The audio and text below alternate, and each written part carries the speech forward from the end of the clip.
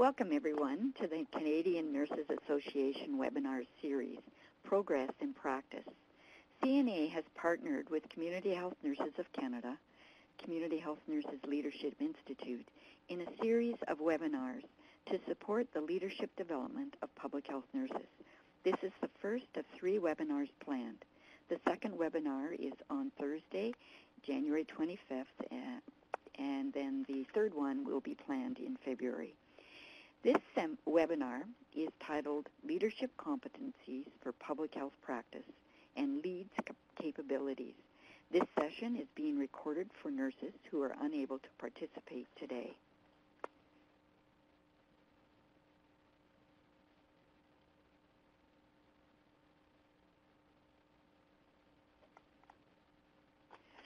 My name is Ruth Schofield, and I am an assistant professor at McMaster University and the CHNC Community Health Nursing Leadership Institute Chair.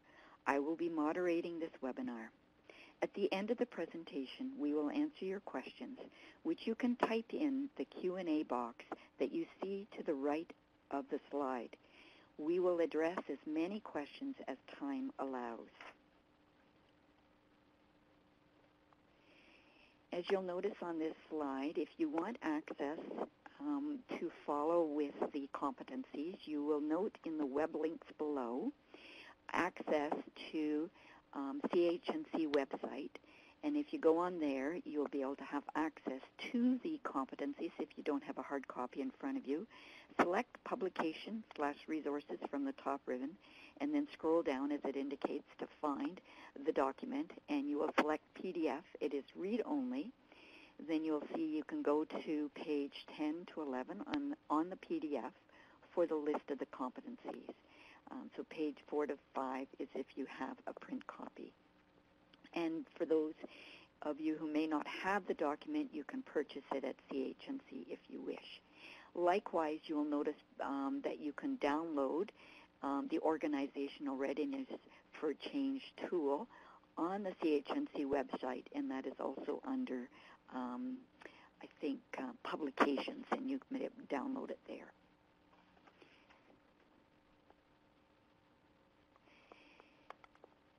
And now, a little bit about our presenters, Ardeen Robinson-Volman and Brenda Lamy. Ardeen Robinson-Volman is the academic partner to the Community Health Nurses of Canada for the Leadership Competencies Project.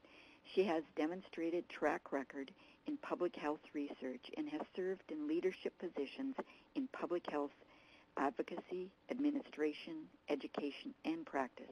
She is also an adjunct professor in the Department of Community Health Sciences at the University of Calgary's Cummings School of Medicine. Brenda has been the Director of Leads Canada at the Canadian College of Health Leaders since 2013.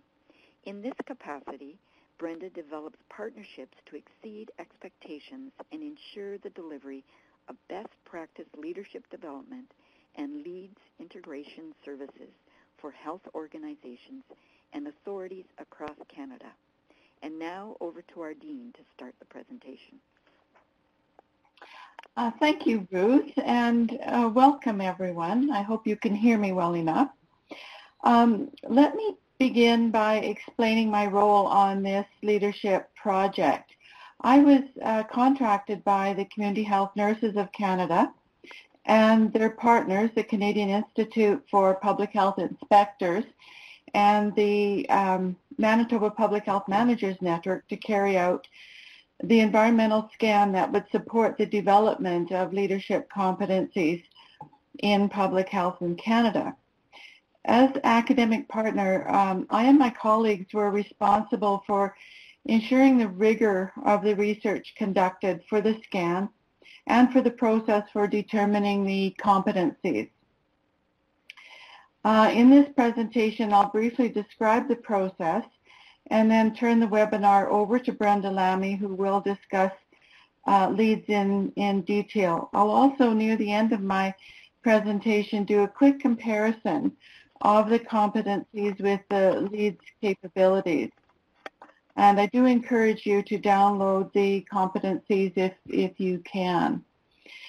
So in terms of background, there was a general opinion that over time, leadership in public health was declining and needed bolstering. Each of the discipline-specific competencies, as well as the core competencies themselves, had leadership as one of the key competencies. The community health nursing partners put forward a proposal to flesh out what leadership in public health in Canada meant, and were funded by the Public Health Agency to develop specific competencies to support leadership development for public health practice. On this slide, you can see the 7 public health disciplines.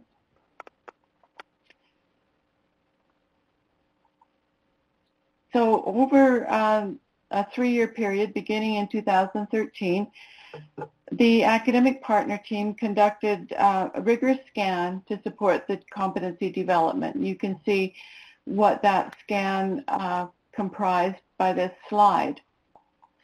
The first thing we did was a scoping literature review that resulted in 363 scholarly articles being retained, and of those, 139 were from public health. Also, gray and supplementary literature supplied an additional 68 citations.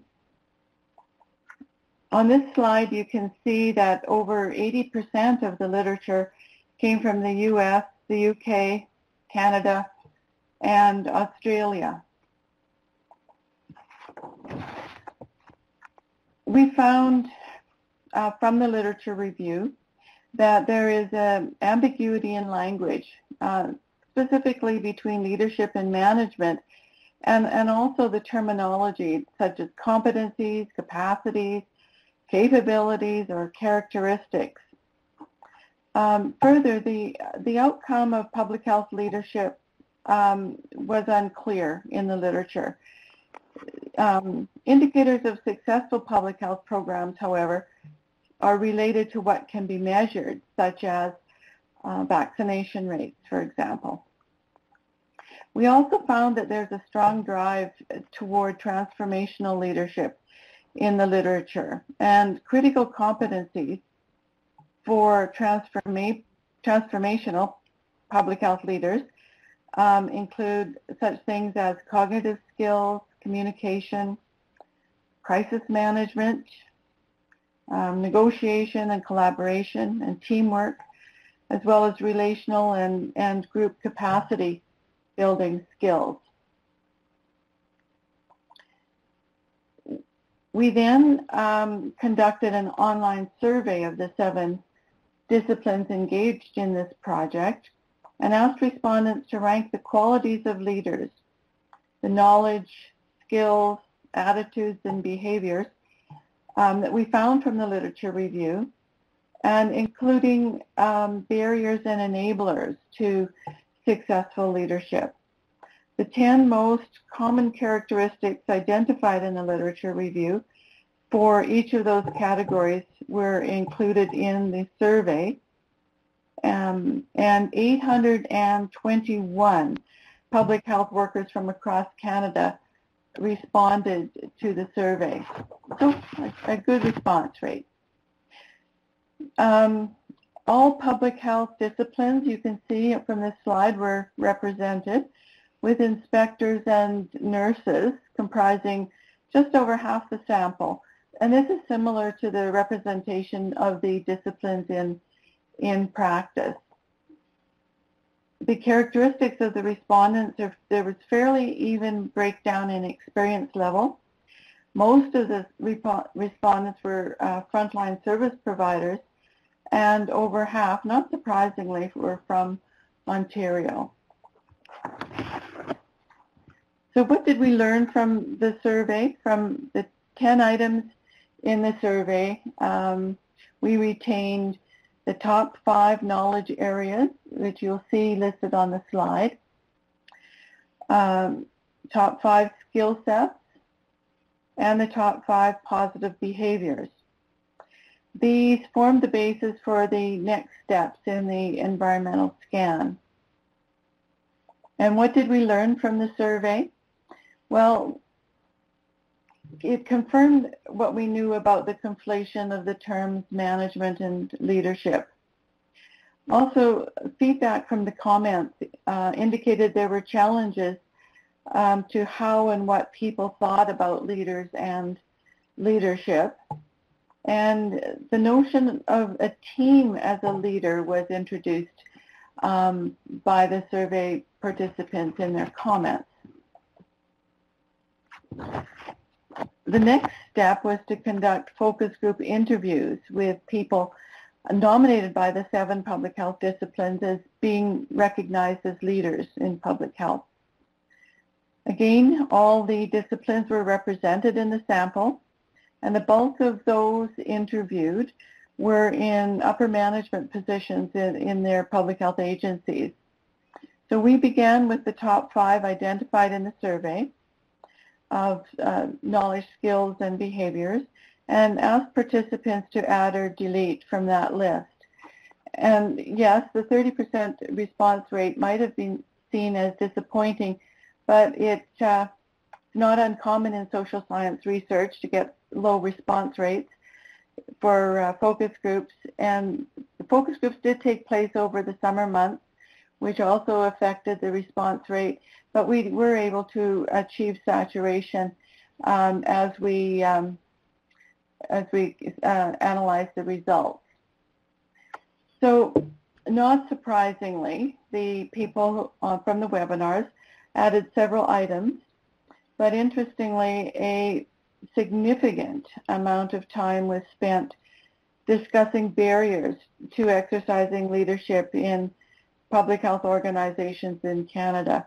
Barriers, personal barriers, organizational barriers, and high-level macro system barriers were all pointed out. So with reference to the results of the environmental scan, over 50 statements were proposed to begin the Delphi process. And for this part of the research, a survey was designed, approved by the University of Calgary Ethics Board, and then pilot tested. The results of the Delphi are illustrated on this slide. It took 3 rounds to reach consensus, which was set at 80% of agreement among the Delphi panelists. Round 1, 42 of the statements were adopted. In round 1, 42. Round 2, further 6. And then finally in round 3, the final competency statement achieved consensus. So we ended up with 49 agreed upon competency statements, but the framework with which the project began, that is the knowledge, skills, attitudes, and behaviors, wasn't robust enough to present the competency statements in an easy to understand or use manner.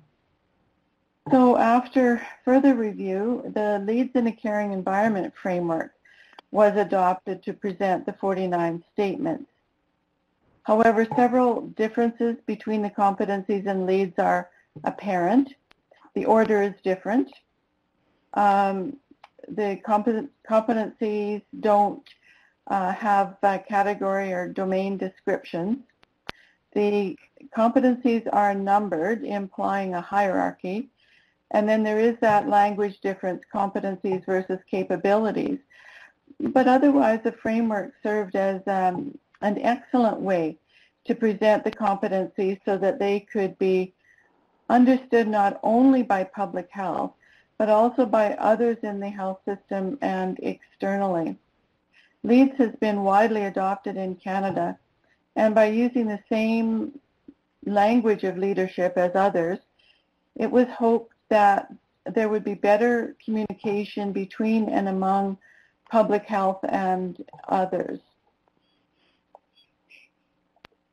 So I'll now briefly describe the fit of the competencies with each of the LEADS domains.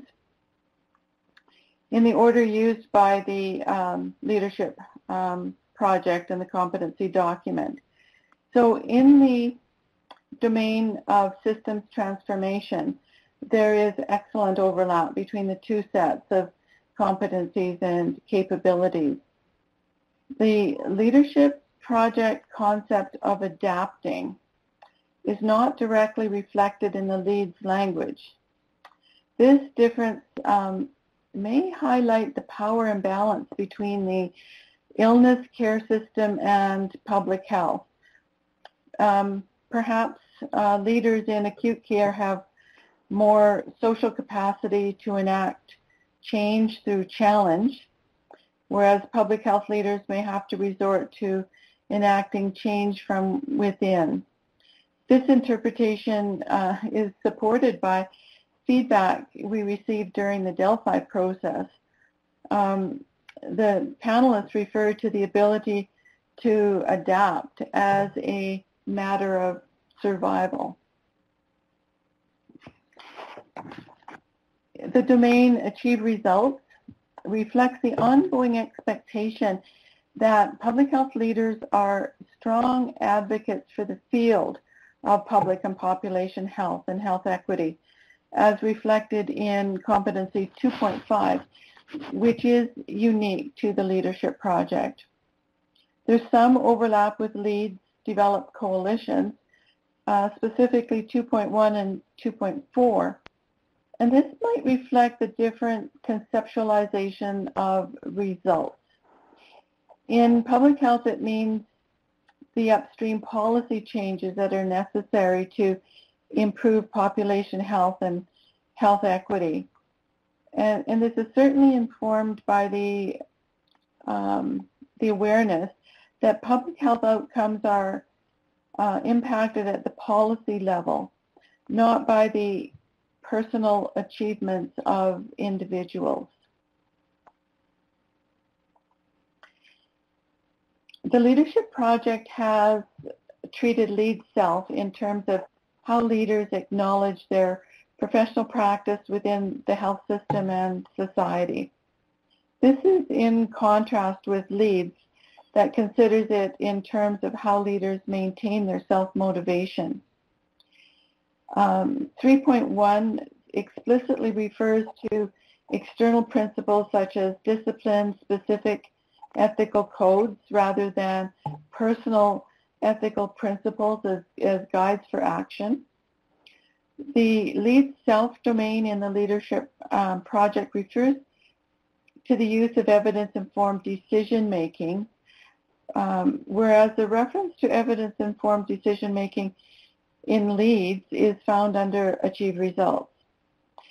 Nevertheless, it does make sense to have it here in lead self because our focus group participants described the need to demonstrate their credibility to others by offering evidence to support the positions that they advocate.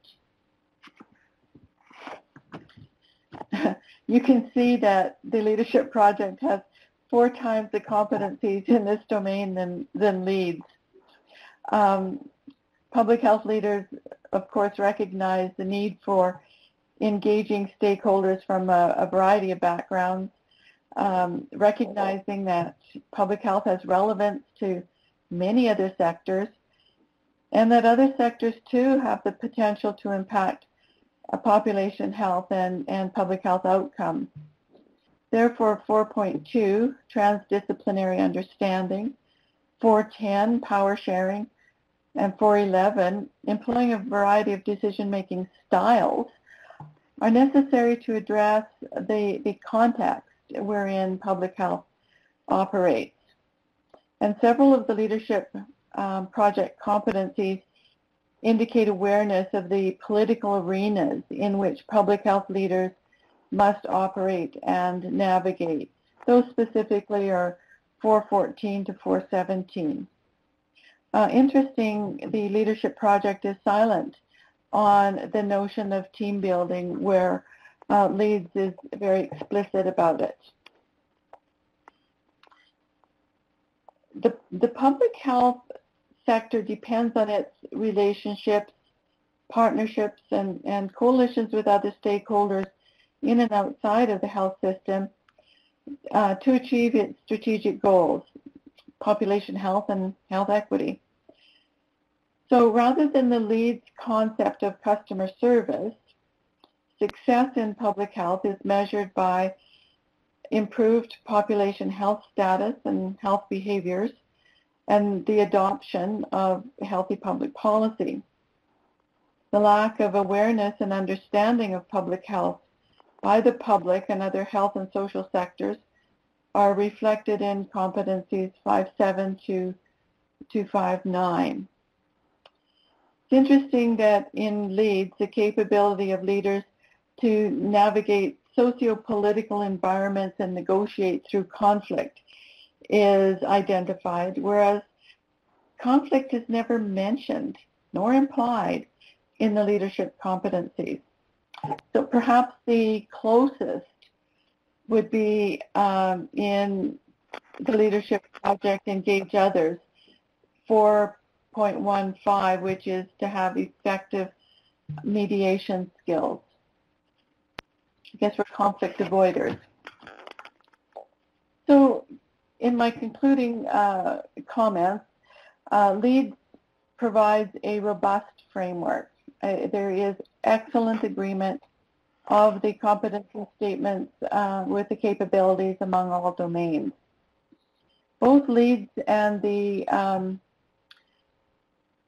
leadership project agree that leadership occurs at all levels, and the slight difference of definitions of leadership. LEADS defines leadership as the capacity to influence self and others, and the public health agency definition, influence, motivate, and enable others, no mention of self, isn't problematic in the larger scope of things.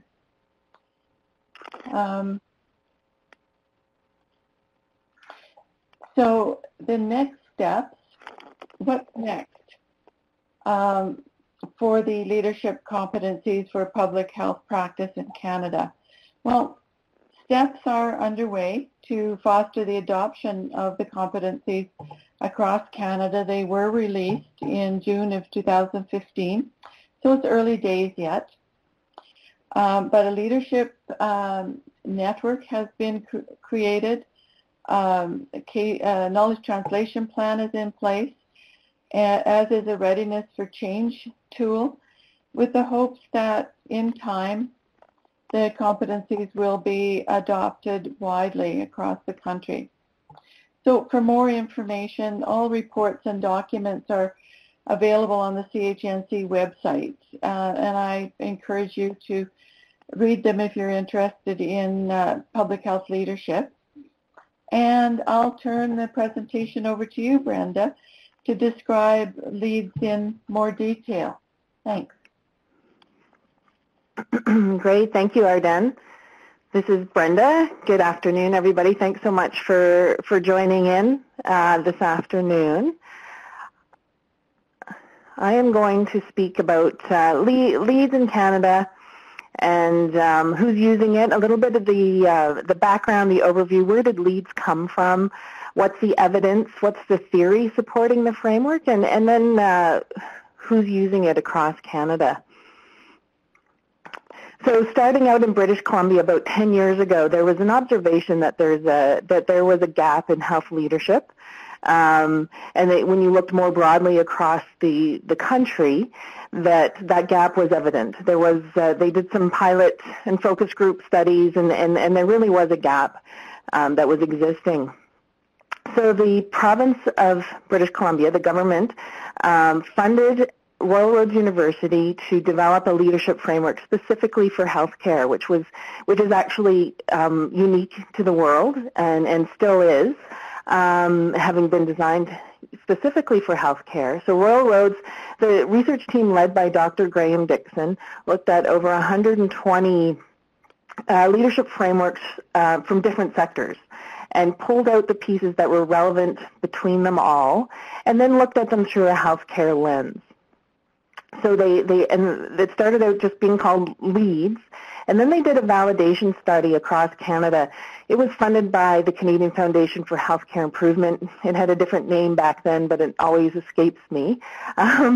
So they validated it across Canada, and that's when the title added the in a caring environment piece, because it really wanted to set itself apart from other frameworks in other sectors.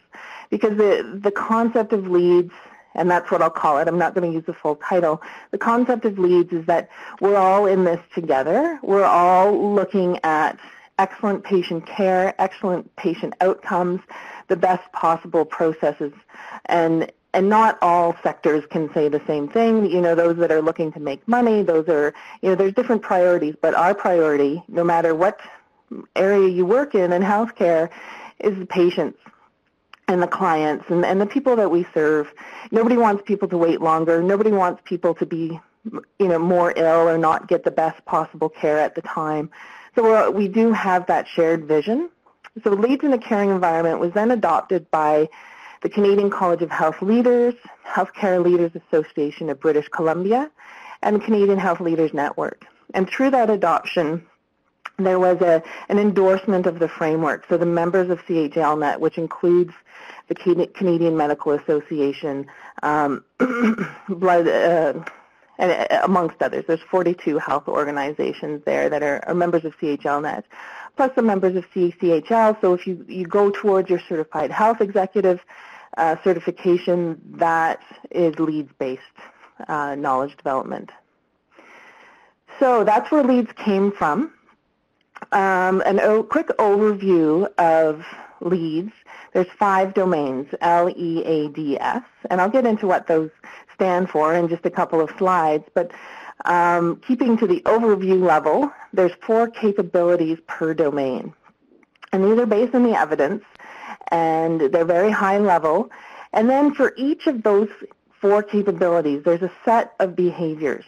So each capability has 3 behaviors that demonstrates that capability in practice. What does it look like to be, you know, X, whatever that capability is, when you're in practice? So it's very functional and it's very observable.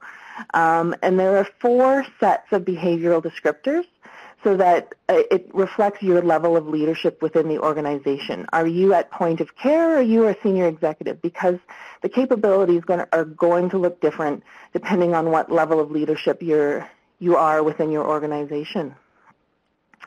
So the 5 domains: leading self, engaging others, achieving results, developing coalitions, and systems transformation. So the first 3, leading self, engaging others, achieve results, are quite consistent amongst most leadership frameworks. We had an actual little literature review done through a master's student at McGill University, and compared our domains to those of others, and they found the LEA are pretty consistent. It's the develop coalitions and systems transformation pieces that really set LEADS apart from others. And that's that shared vision of we're ultimately working together for system improvement with the patient and client in mind. And then developing coalitions is prioritizing how we can work together because we have that shared vision. So the D and the S in LEADS really sets LEADS apart from other leadership frameworks. And we're finding that actually beyond healthcare, the public sector is looking at adopting in different areas the framework as well, because it does speak to public service as well. So I then mentioned a little bit about the different in language, and this is how here, you know, through LEADS lens, this is how we define the difference between capabilities and competencies. So capabilities, as far as the LEADS framework is concerned, is the art of leadership. It's what does it look like for you as an individual, as a leader within your organization. What's your leadership style? It's going to be different depending on who you are and what your strengths are. Competencies, again through the LEADS lens, are the black and white skills. They're going to look the same regardless of who you are. They're scientific, they're prescriptive, they are the black and white. They're the science. So capabilities is the art of leadership, competencies is the science of leadership. So digging a little bit into the framework itself, we have the achieve results starting in the middle, and this is the most competency-based domain that we have. This is where, in my mind, this is where the competencies fit. And you'll see in the blue on your screen, the capabilities are setting direction, strategically aligning decisions with vision, values, and evidence, taking action to implement decisions, assessing and evaluating. So as Arden mentioned, this is where the evidence-based practice falls, because regardless of your title and regardless of your role, there are results you need to achieve. And this is how you do them. These are the 4 capabilities. And then for each of these capabilities, there's going to be behaviors that tell you what it looks like, for example, to set direction as point of care, or also known as frontline. I like the term point of care better, but then there's a set of behaviors for point of care, there's a set of behaviors for managers, for senior leaders, as well as executives. The personal processes, this is where, this is the most control you have over leading yourself and engaging with others. So under lead self, the 4 domains are self-awareness, managing yourself, developing yourself, and demonstrating character. And this is going to look different depending on your level of leadership. And just an example, so self-awareness. So when we get into the behaviors, I have them here in front of me. So a frontline leader for self-awareness demonstrates an understanding of their own role and responsibilities, demonstrates awareness of their own strengths and limitations, with other behaviors listed there. And then when I flip over to the executive level leaders, what does self-awareness look like? It's role modeling the organization's core values, sharing assumptions when making decisions, and demonstrating a personal style of excellence that inspires others. So you can see how these are really behavioral based. They're not prescriptive. It doesn't tell you how to role model the organization's core values. It doesn't tell you how to demonstrate an understanding, but it tells you that you need to. And that's where our development services come in, is how are you going to perform these behaviors in practice and build on your strengths and use your strengths to fill the gap between opportunities. So engage others. Fostering the development of others, contributing to the creation of healthy organizations, communicating effectively, and building teams. So those are the 4 capabilities, and again, the behaviors are under each one of those.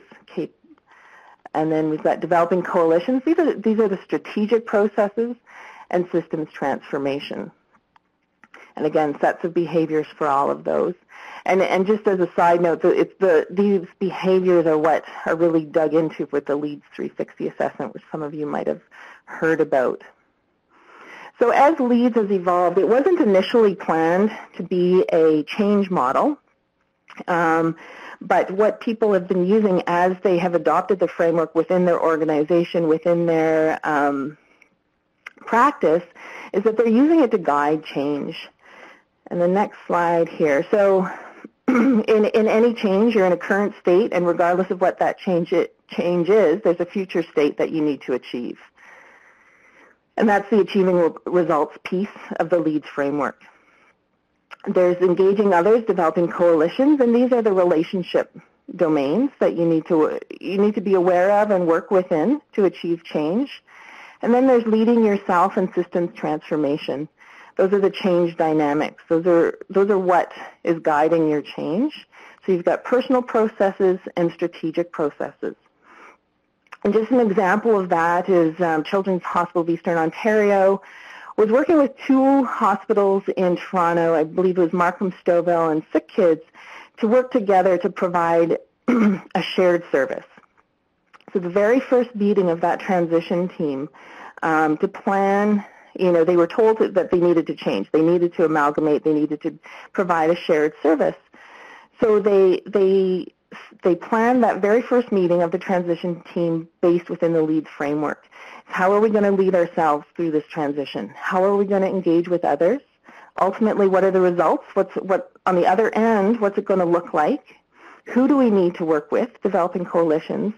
And ultimately, the system transformation, system improvement piece. So why are we doing this change? And the gentleman I was speaking to mentioned that they felt as a group that using leads to frame that very first session saved them about 2 to 3 months worth of work. And it improved their relationship within the transition team. So we did a 2-year study on the impact of leads. It was a postdoctoral research study through Royal Roads University. We looked at 6 organizations that had adopted leads and were at different levels of, or different stages of their adoption journey. And they found that there was impact on individuals, so it improved engagement, efficiency, effectiveness, and whatnot. People had this better sense of what their role was within the organization, and they had a better sense of what their leadership style was.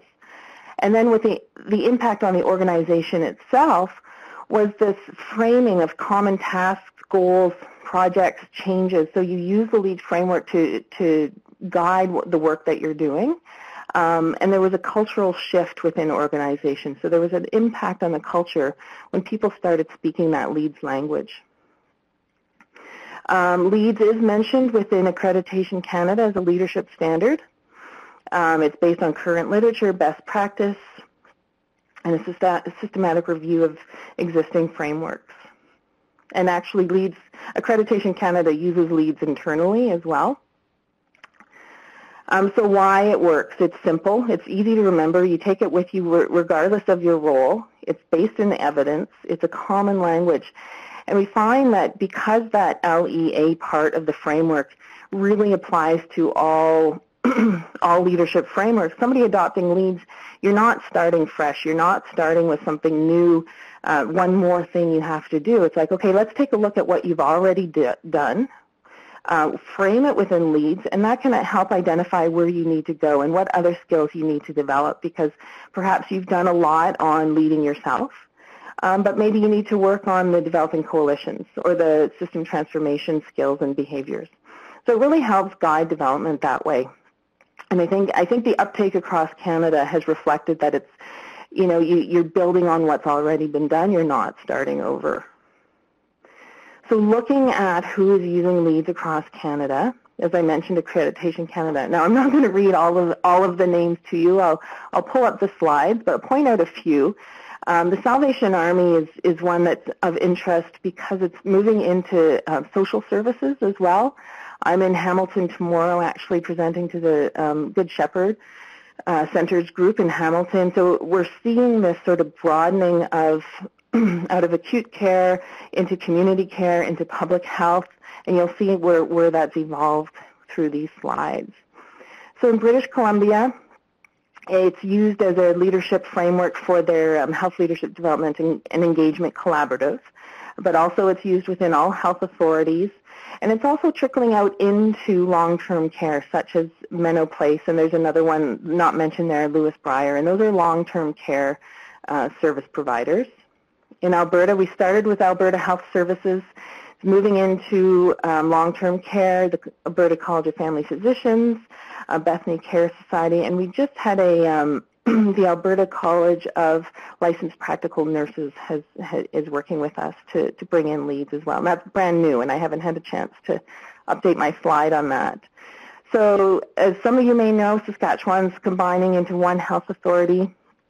So they are using LEADS to guide their transition, and they're very actively connected with us in leadership development. Manitoba is broadly used across the province. I want to talk about the Community Health Ontario Leadership Program. So this is funded by the Ministry of Health and Long-Term Care in Ontario.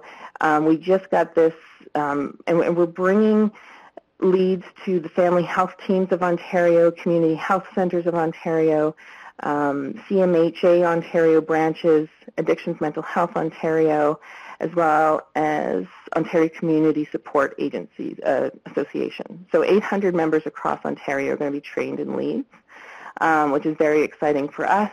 Public Health Ontario is using the framework. Amongst community care access centers, they no longer exist, but we're moving into the LINs who were recommended to use leads for their transition as well as their new managers. So it is broadly being used across Ontario in different hospitals. Got the North Bay Parry Sound District Health Unit, the Family Health Network, and then you'll see at the end here, Municipality of York, their finance department is, that's a start of the public sector that I mentioned. So in Quebec, moving into Quebec, Horizon Health in New Brunswick, Health PEI, shared services so all of Newfoundland, the 4 health authorities there, and then the Nova Scotia Health Authority, they're all using leads. So when I first met Arden, we were on a panel with Dr. Gregory Taylor, who's no longer the Chief Public Health Officer, but at the time we were on this panel. It was a lovely weekend in Banff for a health, I can't remember, it was through the University of Alberta. And his comment on the use of leads is that the uptake of leads across Canada has been amazing. This will allow health system leaders to share a common language when leading system change for improvement. So talking a little bit about theory, we're looking at transformational change in the health system. So moving from a hierarchy to flattening out that hierarchy, systems thinking, working collaboratively. Leads as a common language is promoting this transformational change. And it's making lots of big leaps forward versus baby steps. It's a distributed leadership model. So like I said, it's flattening out that hierarchy. And when you think of the shift in our workforce, we're well along our way to having millennials being the majority of, I think the date is 2023, where the majority will be millennials. And you know, there's the misconception. I was at a talk about an expert on this. The misconception is that millennials are very, you know, for lack of a better word, lazy, and they're entitled, and there's all these different profiles, but actually the majority of millennials are empowered. They're very encouraged, and they are coming into the workforce with this vision of they're going to change things. They're going to make a difference, and they're going to make things better.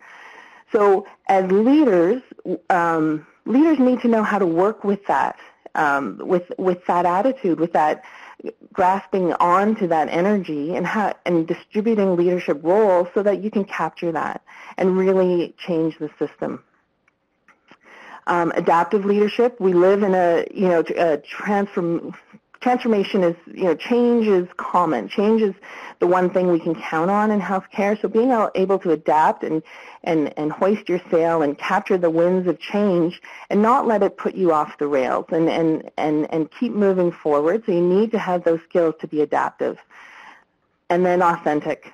More than ever, people are looking for leaders who are real, who are transparent, and are themselves. They make mistakes. They may not know everything about everything, and that's okay. And that's how you capture what you're doing and make the difference. So you're going from a paradigm shift from that knight in shining armor, one person who's responsible for everything, to capturing that momentum. And a critical mass of competent leaders who take turns leading and following. So there's lots of skills in there in knowing when and how to do that. So LEADS is being used as a change model, a generic capabilities model, but also a cultural alignment and reinforcement tool. So LEADS is being integrated into performance systems, into development plans. It really is becoming embedded within health organizations across Canada. When you're looking at maturity models, having that, this is a bit of an older slide, but it helps organizations think about how they want to develop their leaders. Do you want to have a plan, or are you going to do bits and pieces here and there? And that's where LEADS, helps guide that plan in terms of identifying the gaps. That you've done lots of lead self, but maybe you need to work on achieve results, et cetera, et cetera. So leadership development, 3 levels within the individual. So fulfilling your own potential, defining the art of your own leadership. Organizational, creating that leading organization and an organization of leaders. And then collectively, building a successful sustainable health system, which is that common goal we all have. So when you're bringing in leads, there's 4 phases that we typically look at: building an internal sustainability of the framework so that there's a cultural shift. Leads Canada is not looking at building dependence. We're nonprofit. We're here for that system transformation and improvement piece. So we work at building internal sustainability through our programming and licensing and whatnot. So there's various models of how we do that. So that is it from me, and I believe I am going to flip it over to Ruth, if that's right. Yep, that's right. Thanks. Okay, thanks. And thank you, Ardeen. And we've had a couple of questions, or a few questions that have come in, and I'm just going to read them and then have our speakers respond to the questions. So the first one we will look at is, does the SCAN or core competencies include data and reality of Quebec and literature in French? And maybe, Ardeen, you could speak to that. Yes, thanks, Ruth. Excellent question. And I'm sorry, I should have mentioned this at the beginning. Yes, we got reasonably good participation from Quebec on the online survey, which went out in both English and French. The online webinar focus groups were done in both English and in French, not bilingual. There was English ones and French ones. And the competencies and the full document that talks about the competencies is available in both English and French. I am primarily Anglophone, but I had French colleagues on the academic partner team. So we were able to access literature also in French and in Spanish. So I hope that answers your question. Thanks, Ardeen. And we have another question that came in for nurses that are not in public health, interested in those other community health nurses who are not in public health and find the competencies, whether they're transferable or not, and promoting them with community health nurses in other areas like home health, primary health care nurses. So are they transferable? Maybe, Ardeen, you could respond to that? Yeah, I'd be happy to. That's a very interesting question, and I don't think it's been tested out yet as to how it's being uptaken by others other than the public health nurses. However, what I can say is that we defined public health when we did our literature search to include home health, health promotion, and community-based practice from a wide range of disciplines. So I believe the competencies should be reasonably transferable. And here's where I think LEADS itself can be helpful in drilling down to specific job roles, employment settings, and levels of care. This is a really good collaboration between the two competencies and capabilities that I think can be useful in the future.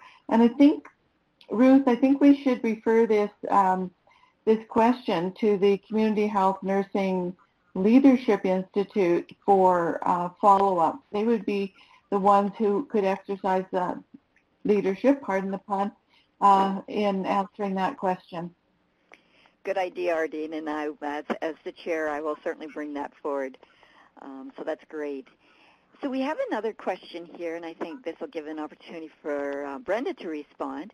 Is there a tool to guide the use of leads with individual professional development planning? Yes, there is. Short answer, long answer. So there's 2 tools. There's the Leads 360 assessment that looks at the behaviors. What it does is everybody you're working with, online, anonymous, provides answers based on the lead's behaviors. A report is then generated, and we have one of our leads coaches would then do a debriefing, and flowing from that debrief comes a leadership development plan. Those plans are often integrated into performance systems, whatever they look like, but they are for development purposes. And on a smaller scale, we have a lead self-assessment available through our website that allows you to do some personal reflection on the behaviors, and there is a summary at the end that provides you some direction as far as development goes. Great. Thanks. Yeah. Linda. And we have another question for you. How do you become a member of Leads Canada? And the person is from BC. Perfect. So we have an online community for practice, and so within that community for practice, the high level membership is free. It's available for everyone. It's moderated, so we have a leads coach and facilitator, Bruce McLeod, that offers webinars and facilitates conversations and posts resources, and that's called the Lead Leader. That's that Lead Leader membership. And if you want to email me, and or maybe I'm not sure how to get my email address out there, but I welcome your emails, and I'll for sure get you hooked up to that community for practice if you're interested. Wonderful. Thank you. Now I have another question for our Dean. The comment is, I'm confused between management and leadership concepts. How are nurses providing direct service to patients in the community, not a manager, supposed to work at building coalitions and transforming systems? These actions seem to be reserved to managers. Is leadership reserved to managers? No, leadership is definitely not reserved for managers. And that is the issue that we found throughout doing the environmental scan, is the conflation of the two terms. Managers can definitely be leaders, but so can people at, as Brenda said, point of care. How you build coalitions at point of care might be family-centered, is a coalition. Maybe you're dealing with somebody who requires social services, so you're meeting other point of care providers at that level, and you're developing coalitions to improve care to the patient. In terms of systems transformation, I think that might be a little bit more difficult, but it includes knowing how to translate knowledge into practice and how to guide change. It's how to be innovative and creative where you are in the organization, whether it's at point of care, whether it's as a supervisor or as an educator, or whatever your job role is. And Leads has done a really good job of leveling, if you like, each of those domains for frontline providers, supervisors, senior managers, etc. So maybe Brenda, you want to add something to that? Sure, thank you. I've pulled out the behaviors for the framework just to give you some examples. So, in terms of developing and absolutely, I agree with Arden in that anybody can be a leader, and the whole idea behind the LEADS framework is that you're a leader regardless of title, and that's where we're going to get that groundswell of change in the health system in Canada, is when we have everybody seeing their potential impact and leadership and system improvement. So one of the capabilities for developing coalitions is purposefully building partnerships and networks to create results. An example of point of care leaders is behaviors for that would be identifying stakeholders integral to achieving improved outcomes, maintaining a network of key contacts, both internal and external to the organization, actively consulting with experts, specialists, and others to learn different perspectives. So that's developing coalitions examples, and there's similar ones for systems transformation. So there certainly are some roles at point of care, and that's a great question. So thank you for that. Good, and we have another question for you, Brenda. If LEADS is being used across the country by health and social sectors, is there a risk in public health having their own modified framework? That's a really good question. And I'd love to hear Ardenne's thought on this. And I think that, I think this is, in my mind, the start of the conversation on how we can work together and have that shared language and awareness of what's going on, so that it is common language. Ardenne, what do you think? Well, I absolutely agree that if we're speaking about leadership using a common language, it's going to make public health more accessible in terms of understanding what public and population health does by people who are in other parts of the health system and in other parts of society.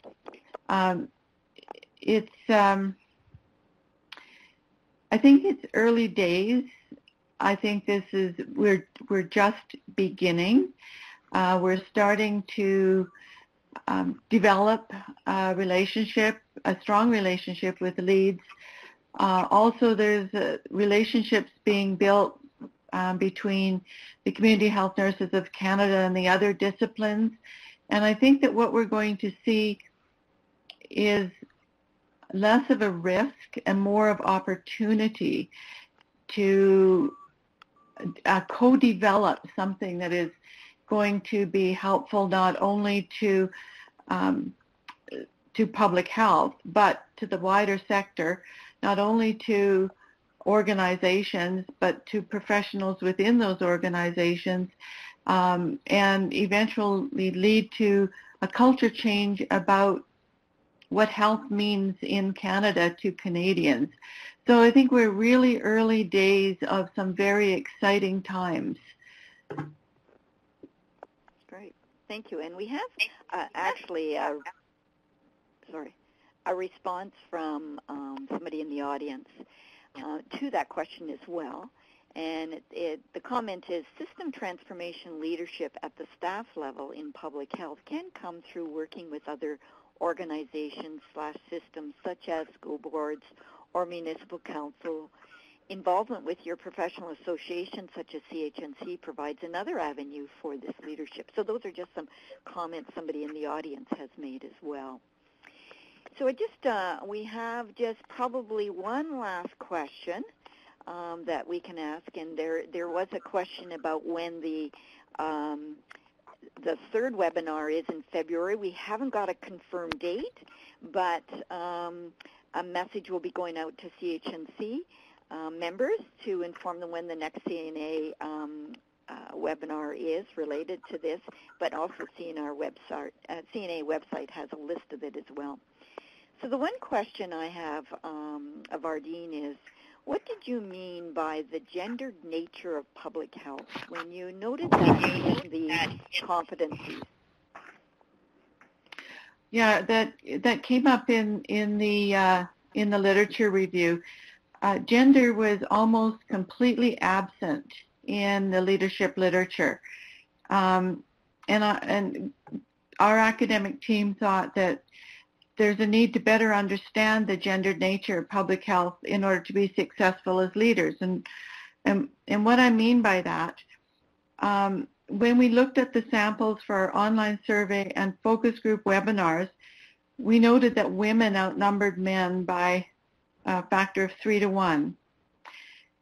Considering the disciplines in public health nursing, considering the disciplines overall, public health nursing has more women than men, but public health inspection, for example, men outnumber women. So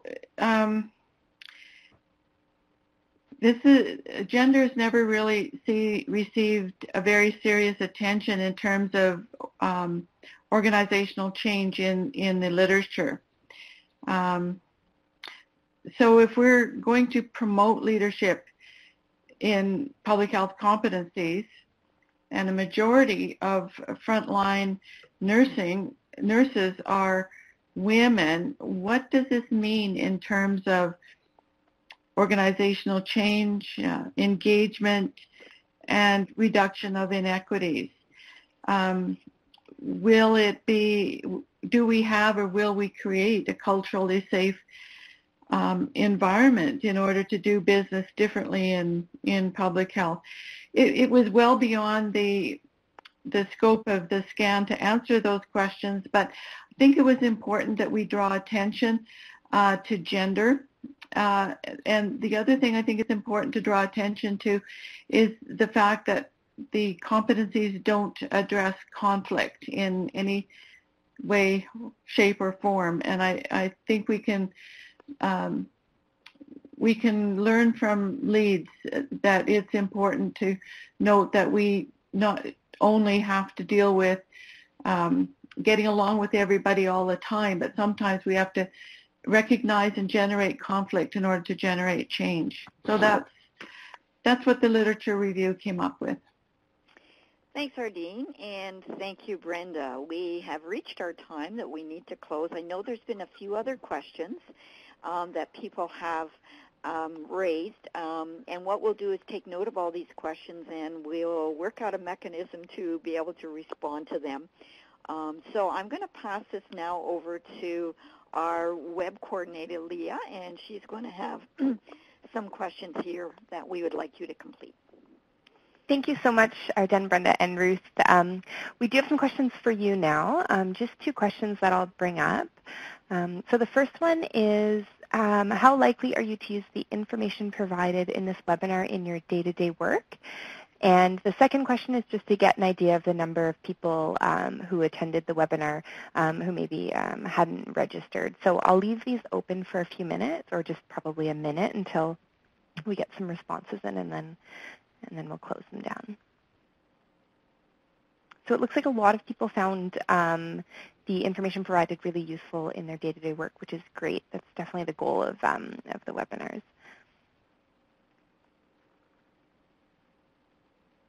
So I'll leave it open for a couple seconds longer, and then we'll just continue wrapping up the webinar today.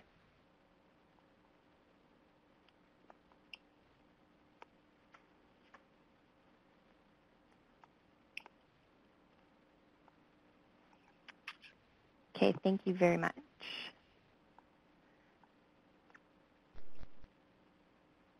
So I know one of the presenters referenced email addresses, so we actually have the email addresses for the three presenters today.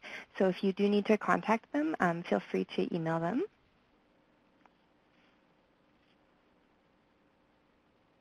And to access the webinar, so we post all of our webinars on YouTube on CNA's Progress and Practice webinar channel.